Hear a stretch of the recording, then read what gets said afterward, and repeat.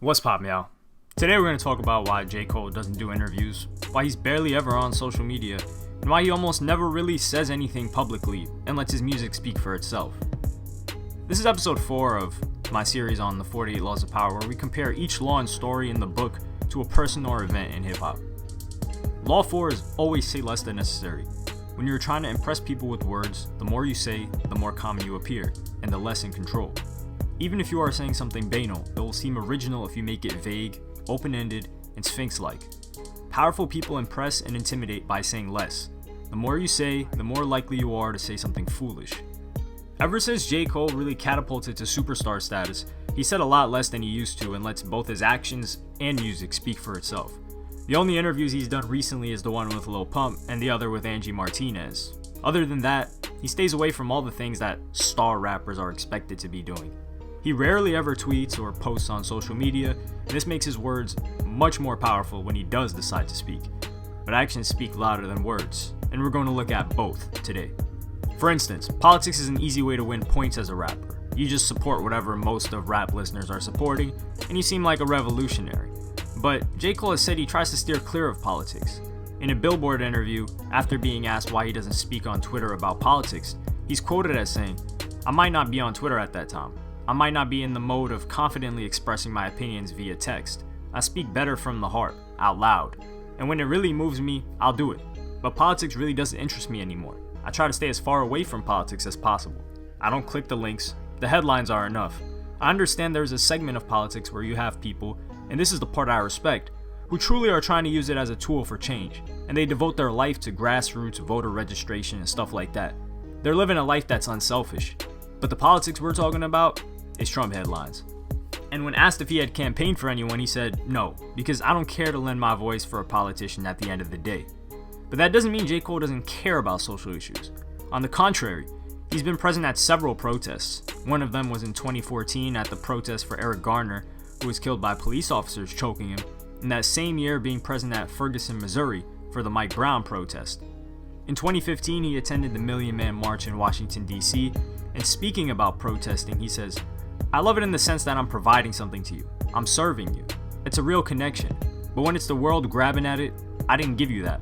I didn't authorize it. You're just addicted to the drama and the gossip." The difference between J. Cole and other rappers or entertainers is he never advertised or posted on social media that he was attending any of these protests or marches.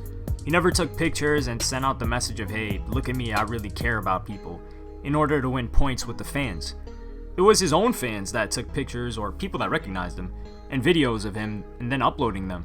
Ironically, getting him more respect from the fans because he wasn't doing what every other rapper is doing and trying to use these issues to advance his own career. But there are instances where Cole lends his voice to a cause, and when he does, his words are brief but powerful. Like when he visited San Quentin State Prison to talk to the inmates. Plenty of rappers are yelling "free whoever," but have never done anything like that. Also wearing a prison jumper during a performance of his. He went on Twitter to suggest people to protest the NFL in 2017, telling everyone that they have the power to deny them their attention, but barely anybody was willing to give up their beloved American football. In a world where rappers and entertainers have the well-deserved reputation of being liars and deceivers, J. Cole stands out because when he says something is happening, it's happening.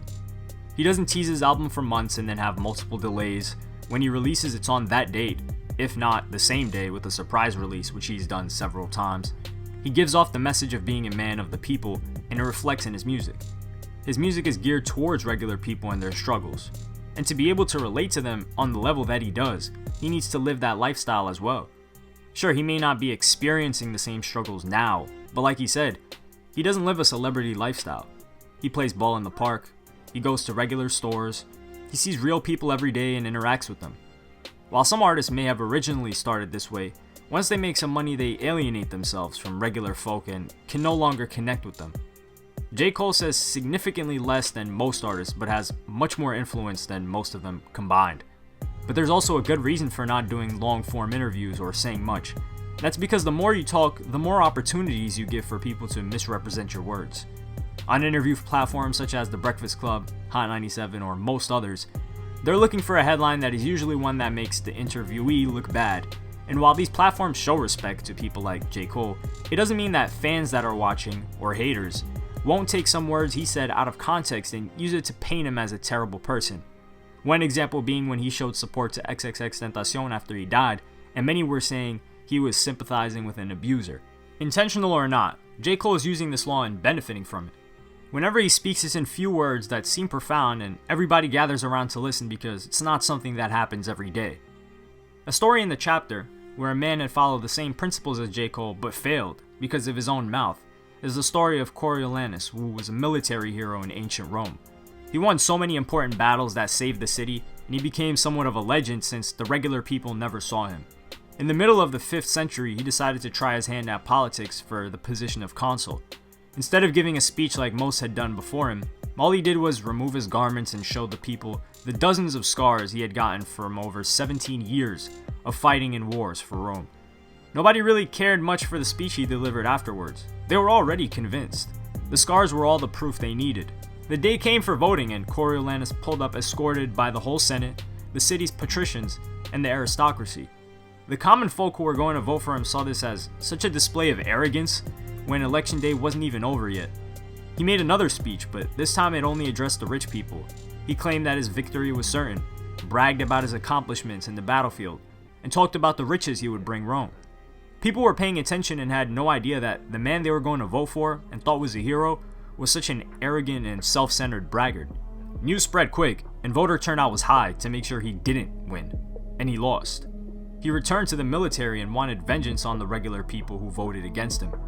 When a shipment of grain arrived in Rome, the Senate intended on distributing it to the people for free, but right before that, Coriolanus appeared and argued that it would have a harmful effect on the city and had several senators reconsidering. But he also spoke out against democracy as a whole. He wanted to get rid of the people's right to vote. This time when news spread, the people were angrier than ever before. They demanded to the Senate that Coriolanus come before them, and when he refused, riots broke out all over the city, and the Senate finally voted in favor of distributing the grain.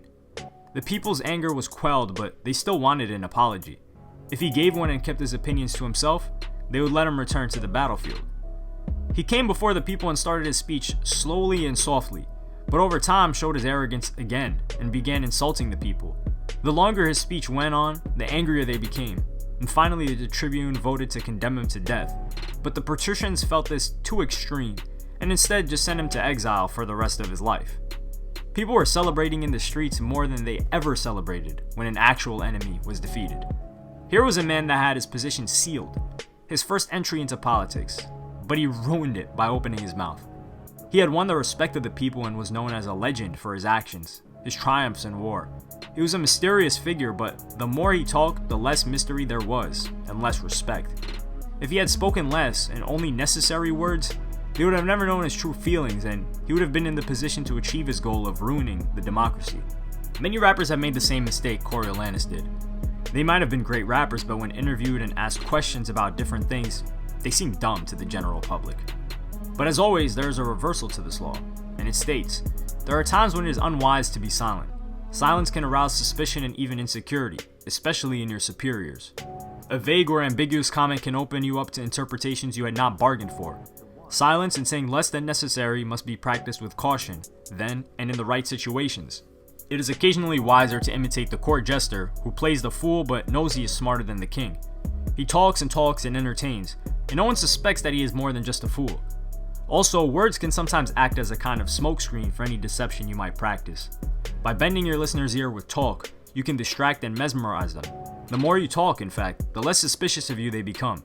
The verbose are not perceived as sly and manipulative, but as helpless and unsophisticated. This is the reverse of the silent policy employed by the powerful. By talking more and making yourself appear weaker and less intelligent than your mark, you can practice deception with greater ease.